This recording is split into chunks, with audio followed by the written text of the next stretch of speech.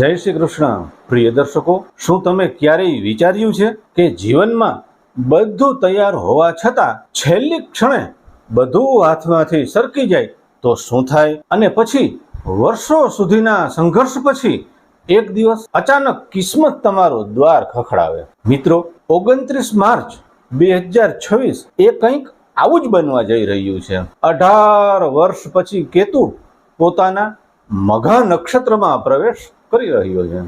શું આ સમય તમને વનવાસમાંથી સિંહાસન તરફ લઈ જશે? સિંહાસન એટલે પ્રગતિ તરફ લઈ જશે? તો ચાલો જાણીએ. ખાસ કરી અને મેષ રાશિ માટે આ સમય કેટલો શક્તિશાળી છે.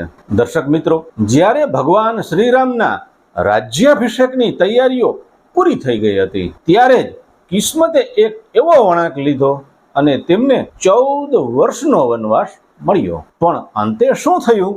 પ્રિય દર્શકો, તે જ વનવાસે તેમને વધુ શક્તિશાળી બનાવી અને તેઓ ફરી સિંહાસન પર વિરાજમાન થયા. મિત્રો, કેતુ પણ તમારા જીવનમાં એ જ પાઠ લઈ અને આવે છે. પહેલા ત્યાગ અને પછી વિજય. કેતુ ત્યાગ, આધ્યાત્મ અને ભૂતકાળના કર્મોનો કારક ગ્રહ છે. અને મઘા નક્ષત્ર શું છે? તો તેનું પ્રતીક છે સિંહાસન અને પૂર્વજોની કૃપા. મિત્રો, 18 વર્ષ પછી કેતુ ફરી પોતાના ઘરમાં આવી રહ્યો છે. આનો સીધો અર્થ શું થાય?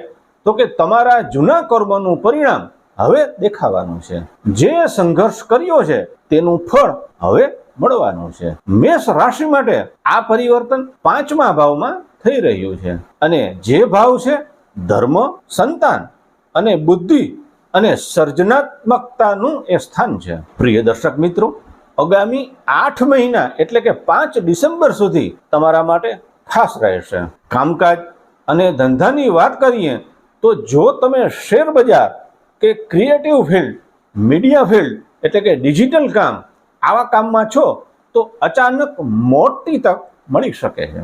સંતાન સુખની વાત કરીએ તો કેતુ અહીં કુલ દીપક બની શકે છે.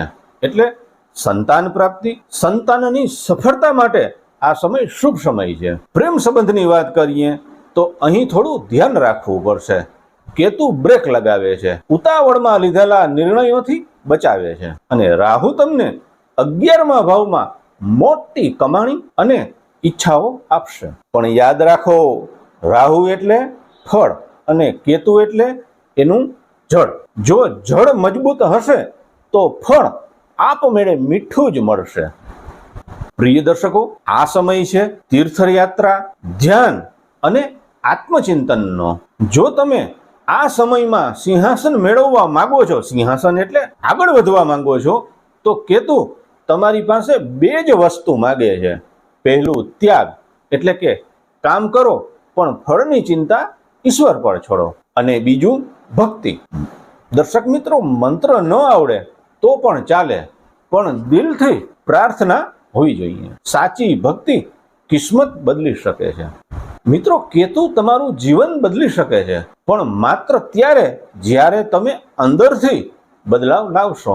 આ 8 મહિના નક્કી કરશે કે તમે સંઘર્ષમાં જ રહેશો કે સિંહાસન સુધી પહોંચશો. સિંહાસન એટલે પ્રગતિ કરશો. જો તમને આ માહિતી ઉપયોગી લાગી હોય તો વિડીયોને લાઈક કરશો, મિત્રોને શેર કરશો અને કોમેન્ટમાં જય શ્રી કૃષ્ણ, જય શ્રી રામ લખશો અને અમારી સાથે જોડાયેલા રહેશો. જય શ્રી કૃષ્ણ, જય શ્રી રામ, હર હર મહાદેવ. આપનો દિવસ મંગલમય રહે.